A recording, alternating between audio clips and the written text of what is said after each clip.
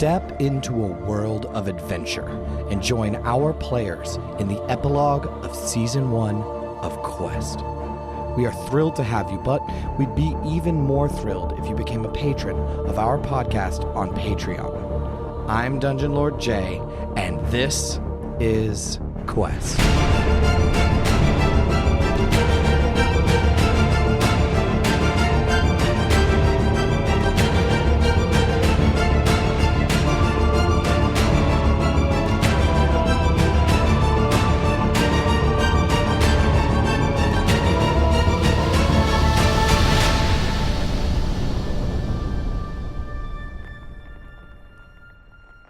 The rain falls in a steady rhythm, its patter muffled by the canopy of black parasols that hover above the mourners like shadowed wings.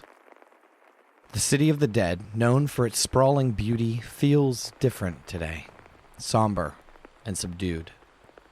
The clouds above churn in restless silence, the occasional rumble of distant thunder rolling over the city. A winding stone path leads to a gravesite.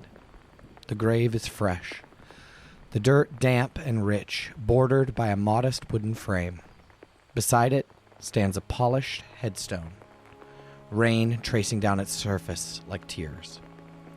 The inscription gleams faintly in the dim light. Talon, a light in darkness, now guiding us from beyond. The gathered mourners form a semicircle beneath the sprawling branches of a massive weeping willow. The only color amid the monochrome gloom is the pale shimmer of flowers left at the base of the headstone. At the forefront, Magic Dan, Cam, and Elle stand motionless, their faces half hidden by shadows of their umbrellas. The weight of the moment hangs heavy on them, their breath visible in the cool, damp air. It is a tradition in Waterdeep to place a token or flowers or a memento on the grave. What are you all wearing, and what token have you brought? Cam is dressed in the most ridiculous black and red suit ever. Just little tints of fire coming up from wherever he can make it seem inlaid with the stitching on the clothing. And he'll kind of, between small little sobs and wiping his eyes and his nose, he'll walk up to the tombstone and place a small little carved statue of an Odiug. Elle is wearing a full one-piece black suit covered in black fringe. He looks like a figure skater. He slowly walks over to the grave and he puts down the purple glove and the purple badge. Magic Dan is basically wearing a black version of the clothes he commonly wears. Same wizard's hat, just pitch black. Same robes, pitch black. And he simply places one single rose upon the grave. Standing close together, just behind you, is Renaer Neverember, Floon Blagmar, and Volothamp Gedar.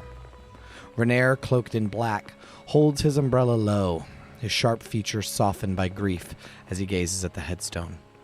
Beside him, Floon's usual flamboyant demeanor is subdued, his bright red hair damp and clinging to his forehead. He shifts uncomfortably, clutching a bouquet of waterlogged flowers with both hands. Volo stands just a step behind him, his usually ornate feathered hat now drooping pitifully in the rain. Further back, Yagra Stonefist and Davelstar Song stand side by side. Yagra grips her parasol so tightly that her knuckles are white, while Davel stands with quiet dignity, the silver ring on his finger catching the faint light as he turns it absentmindedly. On the periphery, 3 ragged, vagrant children in ill-fitting black tunics, the Ragamuffins, stand huddled together under a single tattered umbrella. Their wide, tear-filled eyes dart between the headstone and the group of mourners. And further back still is Vajra Safar, the Black Staff. She stands drenched, but unbothered, her parasol discarded at her side. Rain beats along her dark robes and slides down the shimmering length of her staff, which glows faintly in defiance of the gloom. After each of you place your tokens on the gravestone, it is also accustomed to say a few words. So El kind of looks at the gathered folks that are here. Waterdeep, we gather to honor the memory of one who stood as a beacon of courage and resolve in a world fraught with peril. Talon was more than a companion. They were a shield in the darkest hours, a blade against the forces of evil, and a heart that burned with an unyielding hope. Their laughter echoed in our halls, their wisdom guided our steps, and their sacrifice will forever light our path. Though their journey has carried them away from us, their story will be sung in the taverns, whispered by bards, and etched into legend. Farewell, Talon. We will carry your memory, and your name will never fade from our hearts. You were the right brother. Magic Dan approaches the podium, clears his throat, and wipes away a tear. Talon is the true definition of a hero. He is the one who rose to the occasion in our darkest hour. He always fought for the little man because he knew what it was like to be one. He stood against the perils of the Xanathar and all the darkest things that haunt the night. He will truly be an inspiration to all of those who come as I look upon the use that he inspired at the ragamuffins in the orphanage and the other children who still dwell. And as the Xanathar may one day threaten them, they will rise to the occasion by the hero that inspired them to fight. This city has lost a great man, but his legend will live on in the ones that still stand. You children, you are truly our future, and you must go in Talon's memory and rise up to meet the next challenge of tomorrow. Cam will kind of like brush some of the rain off of himself and take a moment, bask in the words said by his friends, and approach the podium, also kind of just clear his throat, and he'll say, names bear great weight. If you give your name, it belongs to someone. So I'd like to offer something, a deal today, so we may never forget Talon, because they say, you are forgotten the day your name is spoken last. And I'd like to say, I offer you the name Talon, so all of you may own it and have it for as long as you shall live. With your speeches concluded, one by one, each of the mourners placed their token at the base of the headstone. Some saying a few words, others quiet. And when the last token is placed, a gust of wind ripples through the cemetery, rustling the leaves of the willow tree and sending droplets of rain scattered into the air. For a fleeting moment, it feels as though Talon's presence lingers. A warmth in the cold rain, a light in the heavy darkness. And the camera will pan out slowly on top of you, showing the tops of all the umbrellas getting pelted with rain. And you can see all of the mourners. And it will turn around, and beyond the cemetery gates, the ruins of the city rise in the misty distance, their jagged silhouettes a reminder of the battle that claimed Talon's life. The rain continues to fall, steady and unyielding, as the mourners begin to depart. We get a montage. The ruins of Waterdeep slowly give way to bustling activity as the city begins to rebuild itself piece by piece. Workers hammer nails into fresh timber, children carry bricks in tiny hands, and magic users from the Watchful Order levitate beams into place over crumbled rooftops. In the castle ward, shopkeepers sweep away ash as neighbors gather to restore their businesses. A baker lights a newly built oven, while priests replace shattered stained glass in temples, the repairs casting shimmering rainbows over the helping hands.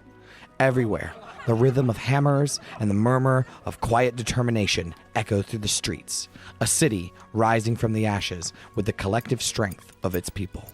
And at the heart of it all, Trollskull Manor undergoes its own transformation. Once a wreck of splintered beams and shattered glass, it now stands proud and strong under the care of friends and neighbors. And I'd like to ask how each of you contribute to the rebuilding of the city as well as Troll Skull Manor. Cam would be going with Elle and trying to levy favor from nobles either in or around the area that he may have connections to or know, to try and get the funding to rebuild some of the major infrastructure in the city. Magic Dan is hard at work with Gun Dog to brew new beers and ales for the people. Using him to light kettles, he helps power new breweries and stills to provide the ale and liquor for the town to keep their spirits up. Elle. With his limited magic ability, he's casting mending. He's having Dragon lift things into place. So he's just kind of just moving throughout the city, and anytime he can do something that will help, he's there. Absolutely. We can see over time the Troll Skull Manor being rebuilt. We see Yagra hauling timber beams over her shoulder. Little tiefling children scampering across scaffolding, hammering shingles into place. The tap room is lovingly restored. Its walls painted a warm golden hue, and a new bar gleams with a polish. And at last, the sign is raised. What is the name of this place? Maybe we call it the Wild Mage. Ooh, that's a good one. I don't know. I was thinking Talon's Refuge, but that might be better. Talon Refuge is not bad. What about Destiny's Child?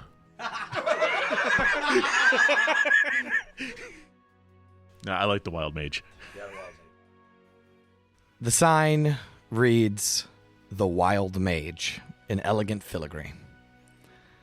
And as candles flicker in the newly cleaned windows, Troll Skull Manor becomes a beacon of hope and resilience, a symbol of community and tribute to Talon's legacy, the Wild Mage. But I say we paint a really sick-ass mural of Talon, firing a fireball at a mind flare. It'd be sick. The morning of opening day at the Wild Mage begins with an unexpected warmth in the air, despite the lingering chill of early autumn. As Magic Dan, Elle, and Cam awaken in their rooms upstairs, a rich and unmistakable aroma drifts upwards. Sizzling bacon, warm bread fresh from the oven, and the subtle sweetness of honeyed tea. Someone is making breakfast.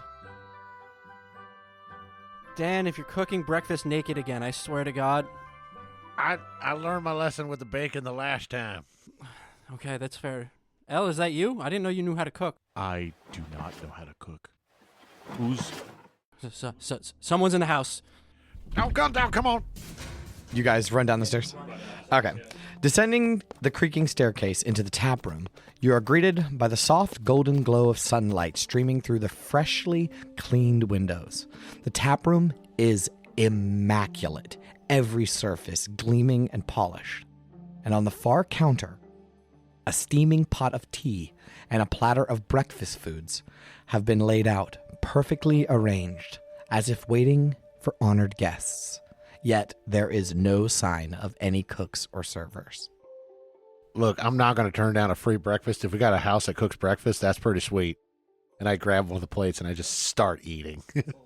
It's amazing. Oh my God, it's so good. Whoever made this really knows how to cook. I pour myself a cup of tea. I'll have some, yes. From the corner of your eye, you catch it. A faint shimmer behind the bar. It flickers like heat on the horizon, slowly solidifying into the outline of a figure.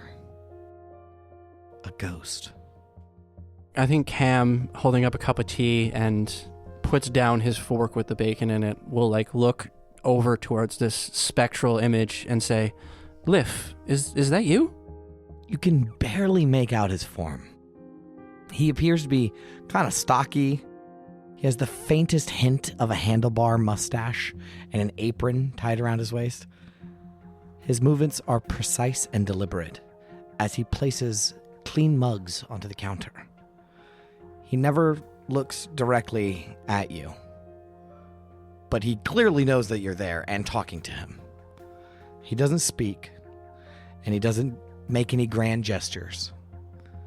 He just continues his work with quiet dignity, tending to the bar as though it were the most natural thing in the world. Well, Liv, if you want to be the bartender here, I see no issue with it. If that's something you'd love to do, just, I guess, pour us a drink right now. You see glasses slide across the bar towards each of you. A bottle lifts up. What would you drink early in the morning? Champagne? What's something that's like appropriate? Okay, so just 2 bottles same time, an orange juice and a champagne come out and just pour right into all the glasses all at once. You can just barely make out his form before he shimmers away.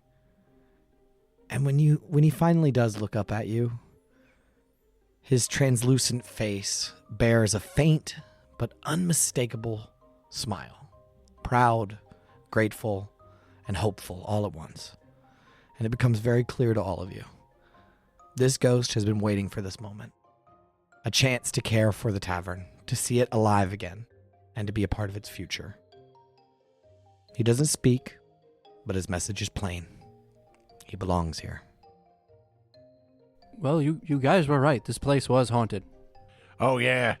I'm an ass. I'm sorry. I know, stranger things have happened, but it was haunted. It was pretty funny to blame each other for sexual encounters that didn't occur. Yes, definitely. I'm sure Taze definitely occurred. Yeah, I mean, he was a handsome fella. Hey, he's not here to defend himself. Fuck it. That's why we're doing it. It is now opening night. The lanterns lining the cobbled streets of Trollskull Alley flicker to life as the sun dips down below the horizon. The Wild Mage stands proud and inviting, its freshly painted facade glowing softly in the lamplight.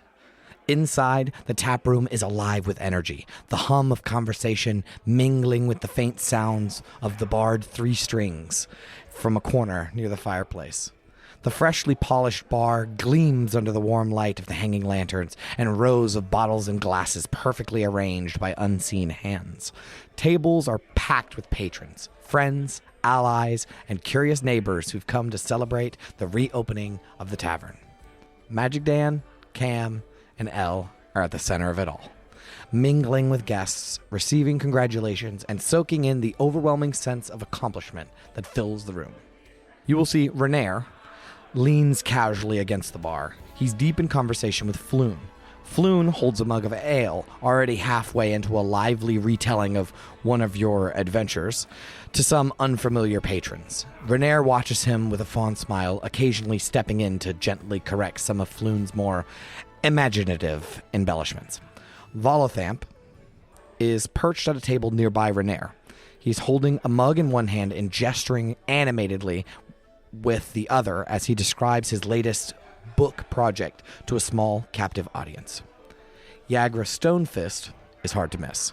She stands near the hearth with her arms crossed. Occasionally, she lets out a booming laugh at a particularly good joke or story. She raises her mug in a silent toast when her gaze meets that of Magic Dan, and she gives him a particularly suggestive wink.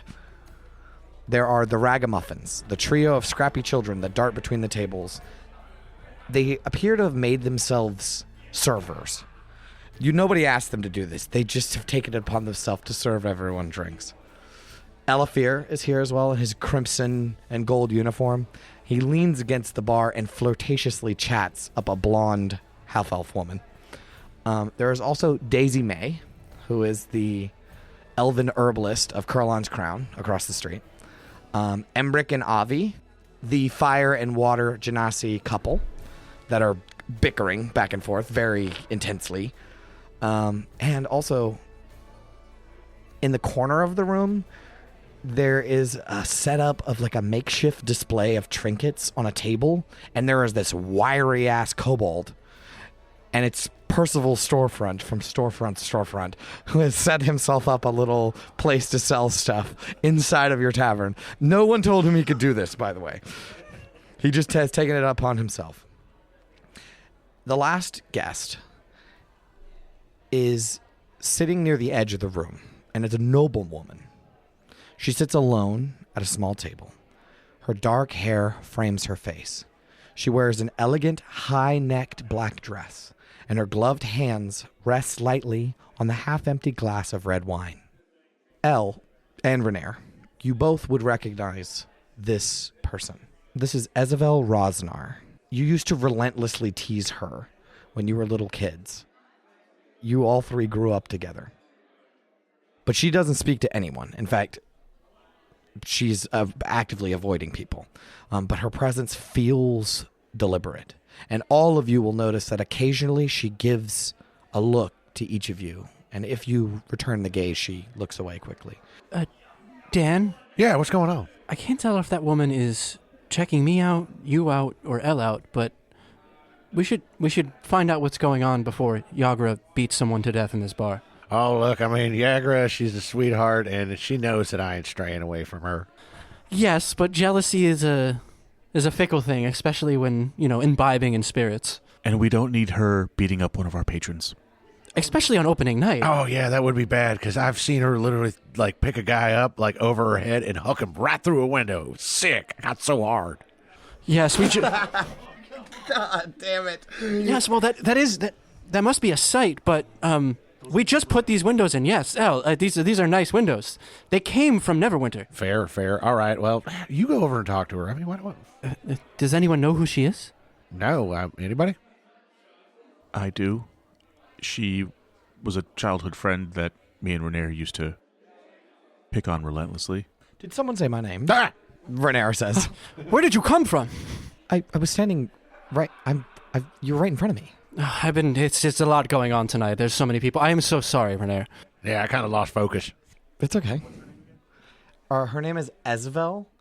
Yeah, Ezavel Rosnar. But actually, she used to go by Ezzy when you guys were kids. Renair, why is Ezzy here? Yeah, I thought that was pretty weird too. I honestly can't believe it. Her family is so reclusive, it's practically an art form. No one invited her, right? Well, I mean, it's more of an open invitation for this place. We didn't send out invites. It's just more of the town came. It's just strange. She hardly ever steps out of that estate of hers. Elle, do you remember the Banks family wedding when we were kids? I do. Ezzy here. She spilled some water on her dress.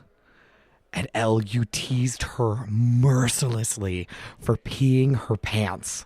I'm surprised she didn't run the other way when she saw you tonight. I thought it was hilarious when I called her Ezzy Piss Pants. Oh, Ezzy Piss Pants, I remember. Oh, the Elle, that was so mean, man. I hope she's not here for revenge. We can cut that out real quick. And Cam is going to grab a glass off the bar and throw it on Elle's pants and say, Ezzy, would you look? Elle peed his pants. Yeah, it's old LEP pants over here. You'll see Ezavel Rosnar.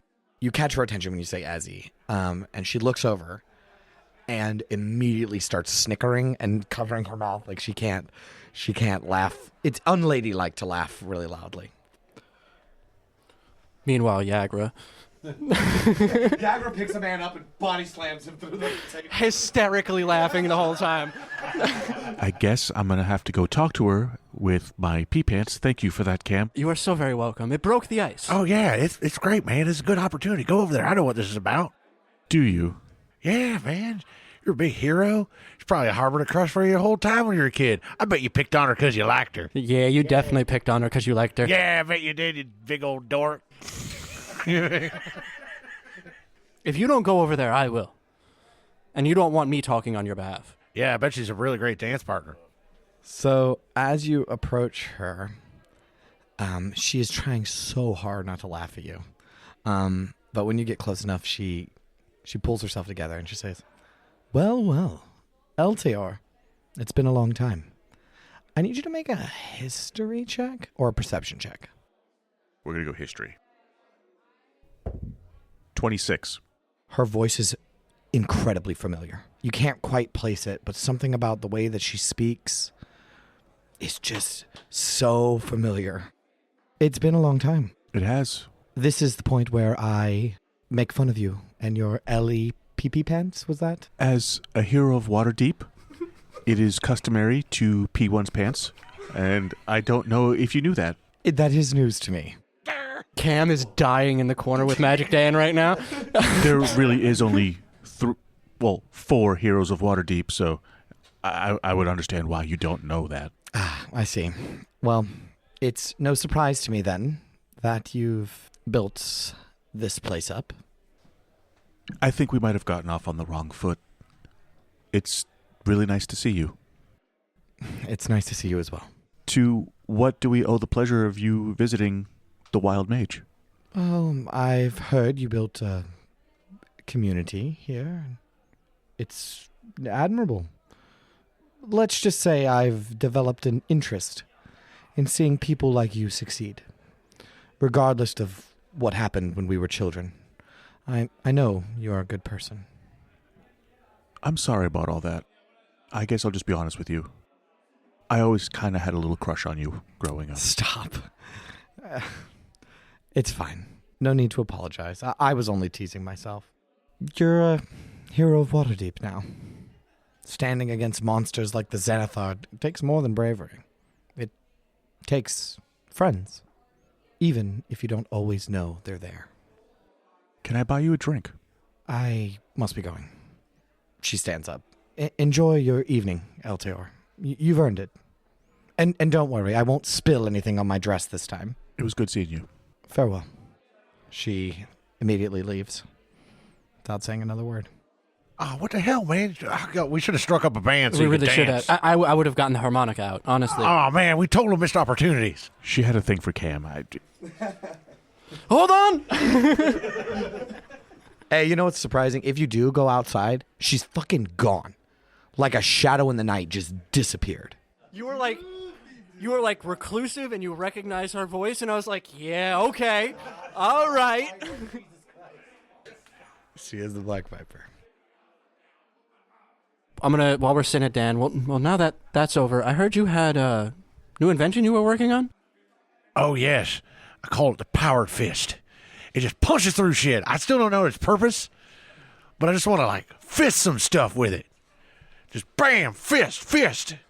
Like use it to maybe break down walls or maybe another weapon for the guards. You just give them the fist. You can fist anybody in this town with this thing. This isn't going to end up like the vibrating stone you had that's going to be used for other purposes? Oh, man, that thing was really handy. No, I don't know what you could really do with these. I think it's more punching rocks and stuff. Drop the patent on to me, and I'll get it going for you. Yeah, fisters. That's what I'll call them. Dan, no. Okay. Dan, we'll workshop it. We'll workshop the name, okay, but fisters was just the first thing that came to my mind. Call them punchers then, because you're punching stuff, not fisters. Well, you can use the fingers in them too for stuff, Hold on. Yagra, can you come over here for a second? Yagra approaches, her meaty hands resting on Dan's shoulders. Yagra, he's been working on something recently, right? Yeah. He wants to call them fisters. I know, what a great name.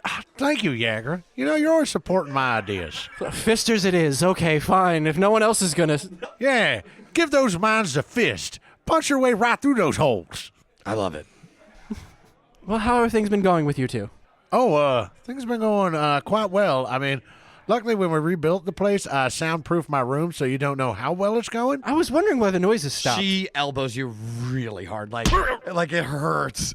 Oh, sorry. Anyway. If anything, Yagra, you're taking him to bed, not him taking you to bed. So I don't think that's... Let our love life be our love life. And she cracks her knuckles. You know me, Yagra, ever the gossip. Oh, sweetie, don't worry about it. And I give her a little peck on the cheek real quick. She blushes. Oh, anyway. Let's get another drink, shall we, Yagra? Let's drink until we can't feel feelings. While this is going on, Renair will approach Elle. How'd it go? Not great, but not terrible. To be expected, I guess. Yeah, it was nice seeing her. By the way, how's it been going? Training the... What do you call them? Ragam? The ragamuffins? Yeah, how's it been going training them? What's the plan? To turn them into proper adventurers or just don't trip while you're serving drinks kind of thing? No one asked them to do that. They're doing an all right job. But I think the goal is to have the orphans have something. So why not an adventurers guild? They sure seem eager to learn. And we look over and there's Nat, Squidly, and Jinx tripping over each other, spilling drinks all over the place. You can see invisible rags and mops following behind them. You've got a real knack for inspiring people, whether you realize it or not. I was just here to help everybody. Oh, but come on. That apprenticeship with the Blackstaff? That's no small thing. Luck won't be enough, but for what it's worth, I wish you plenty of it anyways. Yeah, I think it's time to put the suit away and try some robes. How do you think Fringe would look like on some robes? Knowing you, I'm sure you could pull it off. So what's the plan for you? Oh, just the usual, drinking and partying. I know I have a lot of work to do. I'm sure I still will find a time to meet you on that dance floor. It's almost in tandem with what your conversation is going on. You will hear 3 strings in the background begin to play your tune, Elle. It is your song, Elle. Oh my god, oh my god, oh my god, hold that thought. No, I'm coming. And you guys go out to the dance floor, making room for yourselves. As this is going on, I'd be talking to Valo. You approach Valo. I will tell you, the Mind Flayer, it was a 16 foot tall. Valo, no. What do you want? You're interrupting my story. I'm here to, work with you about your book rights. Will all of you excuse me? Yes, I want to get something in writing so that we all can get paid, and Tay's portion would go to, Destiny's Gate. But, I want to venture to you, you read a lot of books. You're a well-traveled man. I'm sure you're going to need someone to represent you when you're trying to get these publishing deals. Of course. We're friends now. Yeah, I just want to look out for you and make sure you're getting the better end of the deal and maybe 5% off myself at the top. You will hear the door open to the tavern, and a small, nervous-looking gnome steps inside. His business suit is lightly wrinkled from what must have been a very long day. And you will see Finnick Tallyfoot. Cam, this is your new law clerk and is your partner in navigating Waterdeep's intricate legal system. He clutches a leather briefcase tight under one arm and adjusts his thick-rimmed glasses that immediately fog up when he enters inside. He begins weaving his way through the crowd, around Elle dancing, around Magic Dan and Yagwer making out, and makes his way over towards you. Mr. Leone, there you are. I wasn't sure if I'd be able to find you with all the festivities. I'd always be here. Can you see right now? No, sir. And he will take off his glasses and undo them. We're closed for the day. Yes, sir. He will slide over Valo's shit on the table and put his own suitcase on the table and flip it open. And he will begin setting out a quill, an inkwell, some papers that are not so neatly organized. I know this isn't the ideal setting, but with the timeline we discussed, I thought it'd be best to finalize everything tonight. If you could just review these sections and sign here, here, here, and here. I've taken the liberty of including the formal amendments to Section 3, Subparagraph 4 regarding the trust. Yes, and did you get Section 8, Subsection 9, Paragraph C as well? I know we had talked about that. Yeah, for the charitable effort. The Tailend charity for your Destiny's Gate, yes. Yes, for Destiny's Gate, yes. We've actually confirmed the new protections for the property, Destiny's Gate, that is, ensuring its continued operation under the new legal framework, like we discussed. Awesome, perfect. We get the tax-exempt status and everything we needed. And yes, sir. Oh, perfect. I will sign these papers as soon as you go and grab yourself a drink and sit down for 5 minutes, please. No, there's a couple more things, sir. If you don't mind, Mr. Leone, I'd really like to... Yeah, okay, yes, what else? I spoke with the magistrate today. Oh, you did? Yes, sir. Your legal practice, sir? Yes. It has been officially registered. Well, champagne for everyone! Yes, quite the milestone, Mr. Leone. It's the best! Yes, drinks for everyone. You need to relax. I will sign these post-haste. Why don't you go, Dan has a new project he's talking of. I'm sure he'd want to hear some legalese on it. Oh, Magic Dan. Yes. My favorite of your associates. Yeah, oh, I know. Yeah. Anyways, that's Finnick. He goes over to Magic Dan. Mr. Dan, sir. Mr. Leone told me to speak with you. Oh, yes. How you doing there, small fry? Oh, you're so loud. Yes, sir. Fine, sir. Nice to see you. You had a drink yet? No, sir, I don't drink. Oh. Well, get a water or something. Yes, sir. Yeah, I don't want you to have a dry throat in this place. That's the whole point. Yes, sir. Right away. And he will wander off and then never come back to Magic Dan. Well, I don't care where that feller went. Come here, Jagger. I'm going to walk over to Dan after I sign all this paperwork and hand it to my new clerk and be like, all right, we'll come by the office tomorrow. Yeah, we're official now. Oh, no way. Yeah. No, it's incredible, yeah. Are you using your regular form, or are you just using like another form? Are you doing the Leo Law thing? I'm doing my regular form. Leo Law might be for when I get into more criminal practice, but we're going to hold off on that for now. Wow, man, that's such a chic name for a lawyer. I know, right? But it seems kind of phony, so I'm waiting until everyone knows, who I am before establishing that one. I kind of found who I am now. Ah, high five. There's plenty of drinking and merriment made in commemoration to Talon and the opening of the Wild Mage. And slowly, over the hours, people begin to trickle out until it's just the three of you, and we fade out on that. As we fade back in, we see a modest but well-organized office, freshly furnished. And we see Cam sitting behind his desk, his sleeves rolled up, eyes scanning the dense legal jargon of a document spread before him. The door creaks open, and we see Finnick Tallyfoot, and his ever-present briefcase clutched tightly under his arm. Mr. Leone, pardon the interruption. It's time. A momentous occasion, your first case in your new practice, sir. I've reviewed the docket. The magistrate will convene shortly. It's imperative we leave if we're going to arrive on time.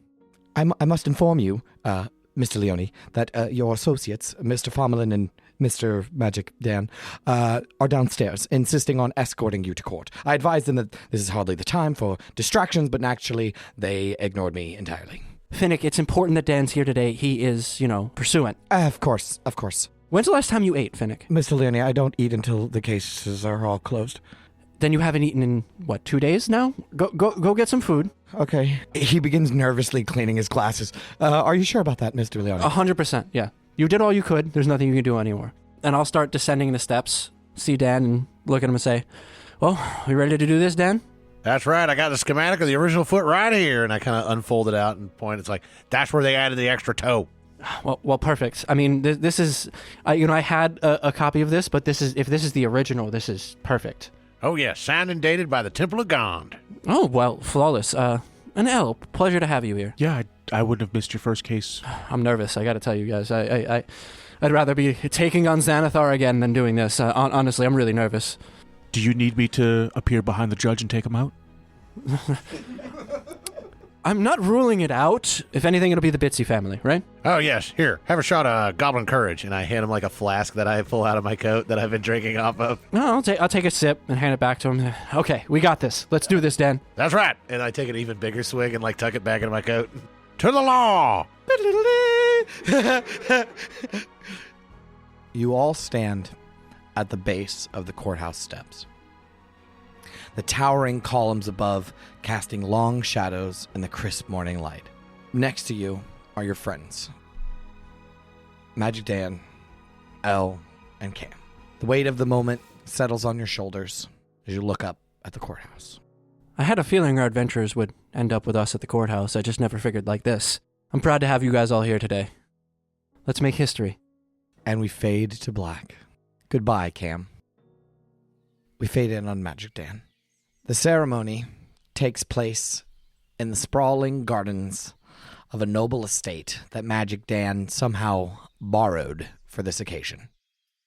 Flowers, many of which Yagra loudly declared unnecessary, lined the path, their delicate arrangement contrasting sharply with the row of burly, green-skinned half-orcs seated in the front row. Yagra's family looms like a wall of muscle and tusks, their fur-lined cloaks and massive ceremonial weapons looking entirely out of place amidst the frilly decor. So as you guys are standing there, Magic Dan nervously shuffling his feet, waiting for the procession, you will see, or you will hear from the front row, Yagra's father, who is an absolute mountain of a half-orc. He will mutter loudly over to his wife, He's scrawny. She could snap him in half. Suddenly, the music begins to play, and Yagra begins her walk down the aisle. As everyone stands, she strides down the aisle with the confidence of someone who has broken bones for fun. Her dress is simple but elegant, with just enough leather and steel embellishments to stay true to her personality. Her sisters, equally tall, broad, and armed, walk behind her, glaring daggers at anyone who dares to whisper during the processional. People of Waterdeep, we've gathered you here today to witness the beautiful matrimony between Dandelion and Yagra Stonefist. Suddenly, there is a screech of a pew being knocked over as there is this huge half-orc dude that begins making his way down the aisle, and all of the half-orcs are like, somebody grab Grunk, he's trying to challenge the groom! And they have to tackle this half-orc guy and drag him back down the aisle. One of the half-orcs is like, continue, carry on, sorry about that. I didn't even get to does anyone object yet. Okay, whew. Don't worry. Look off to the side there. There's just a few gun dogs just kind of patrolling around. Well, I guess without any further ado, Cam is sweating, clearly intimidated. Magic Dan, would you like to say your vows? Yes, I would. Yagra, I've admired you from afar as I've watched you pummel people of much larger size than myself. I've seen you down the biggest of tankards in the hardest of ales. All the while stealing my heart. And now I hope, as I now have gained this large city municipal contract to produce gun dogs for the entire city, that I will give you the life that you wish. If that is one of comfort or one of pummeling various people around town, I'll always be at your side to hold your hand and tell you you're beautiful while you do it. I love you, Yagra Stonefist. And also, I think I'm going to be taking your last name because I hate my own. And I don't want you to have to be Yagra Delion. She smiles, and she begins her vows.